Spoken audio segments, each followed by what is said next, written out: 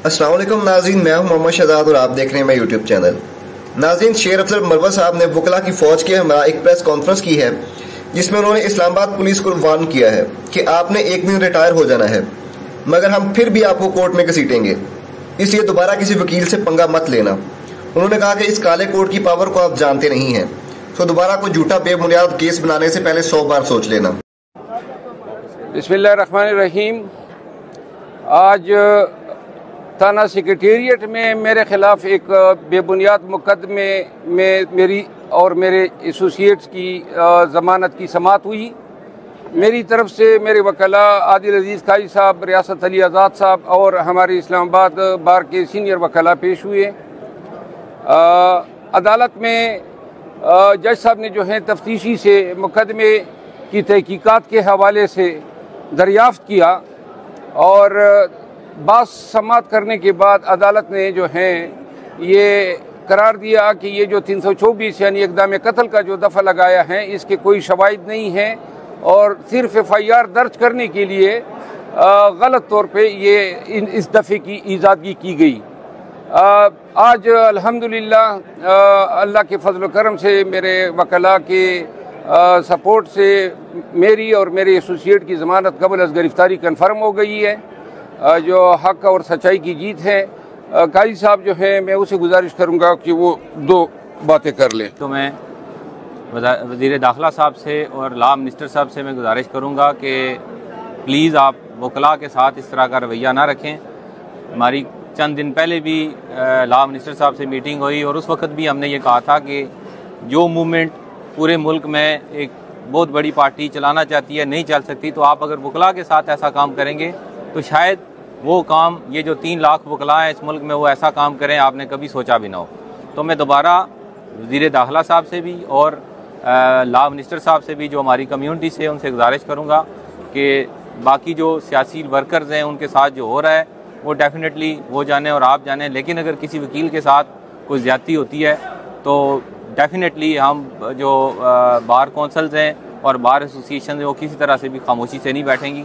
और जिस तरह से ये 2 FIR मरवत साहब के ऊपर इधर इस्लामाबाद में हुई, 324 दफ़ा लगाई गई, तो कोई ओकेजन नहीं बनता था कि 324 जो है वो इसमें लगे, चूँकि अटैक जो है वो उस कांस्टेबल ने आके किया है और खाली हाथ एक बंदा जो है वो 324 की सेक्शन लगाने पे। और जज साहब ने भी यही अप्रिशिएट किया इस बात को कि किसी तरीके से भी 324 इसमें मेड आउट नहीं होता और बाकी ऑफेंसेस बेलेबल थे, उन्होंने बेल कन्फर्म किया है।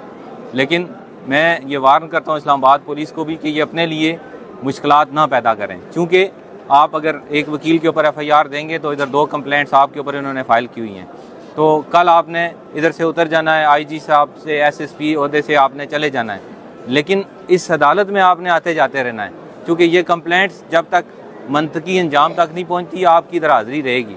तो इसलिए इतना काम करें जितना आप बर्दाश्त कर सकें। कोई ऐसा काम वकला के साथ ना करें जो कल आपके ऊपर आए तो आप कहें कि हमारे साथ वकला ने ज़्यादती किया है, अपने कोर्ट का नाजायज़ इस्तेमाल किया है। तो हम नहीं चाहते कि हम इदारों के साथ टकराव करें, पुलिस के साथ रोज़ हमारा आमना सामना हो।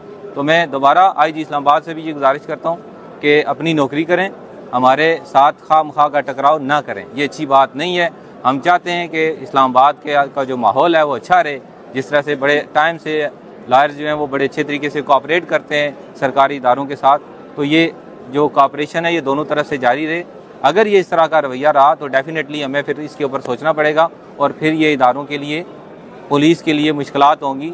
पुलिस इधर डिस्ट्रिक्ट कोर्ट में आएगी तो डेफिनेटली प्रोसीडिंग होगी ना, तो ये गेट के ऊपर अगर सारे वकला साथ पुलिस के साथ अगर आमने सामने हों तो ये अच्छी बात नहीं है। इसलिए वकला के साथ इस तरह रवैया ना करें, मेरी आपसे आखिरी दफ़ा ये इल्तमास है। तो बात यह है कि मैं समझता हूँ कि ये जो FIR थी ये पॉलिटिकल विक्टिमाइजेशन थी शेर अफजल खान साहब की, चूँकि ये एडवोकेट सुप्रीम कोर्ट हैं, थारो प्रोफेशनल लॉयर हैं, डिस्ट्रिक्ट कोर्ट से सुप्रीम कोर्ट ऑफ पाकिस्तान तक काम करते हैं। और जिस दिन ये वकूआ हुआ उस दिन भी अपने ही केस में, एक अपने क्लाइंट के केस में सुप्रीम कोर्ट ऑफ पाकिस्तान में बेंच नंबर 2 में पेश होने के लिए जा रहे थे जब ये अल्टरकेशन हुई। मैं समझता हूँ कि जो जेन्युइन केसेस है पाकिस्तान के अंदर, उनकी FIR तो जब तक 10-10 मरतबा 22 से और रिट पटिशन नहीं फाइल होती तो वो दर्ज नहीं होती। ये एक हल्का सा वकूआ जिसको अल्टरकेशन कहते हैं उसकी फौरी तौर पे FIR हो जाना, मैं समझता हूँ कि ये मिस यूज़ ऑफ अथॉरिटी है। ये कलरफुल एक्सरसाइज ऑफ अथॉरिटी है। जहाँ पे भी वुकला का मसला होगा तो हमारी इस्लामाबाद बार एसोसिएशन जो इस वक्त तकरीबन 8000 के लगभग वुकला पे मबनी है, तो मैं समझता हूँ कि हमारी बार के सीनियर मेंबर हैं, उनके साथ अगर ऐसा एटीट्यूड पुलिस की तरफ से रवा रखा जाता है तो हम इंशाल्लाह शेर अफजल खान के साथ सीसा पिलाई दीवार की तरह खड़े हैं। हम हर जगह पे, अदालत में, किसी भी जगह पे हम इनके साथ खड़े होंगे, इनका साथ देंगे। चूँकि इनके साथ ज्यादती की जा रही है, इनको विक्टिमाइज किया जा रहा है, तो जहाँ पे भी ऐसी कोई बात होगी तो वुकला इंशाल्लाह अपने भाइयों के साथ खड़े होंगे। बहुत शुक्रिया। मैं पूरे इस्लामाबाद बार का, सीनियर वकीला का, इस्लामाबाद बार कौंसिल का मशकूर हूँ कि उन्होंने मेरी अखलाकी हिमायत की।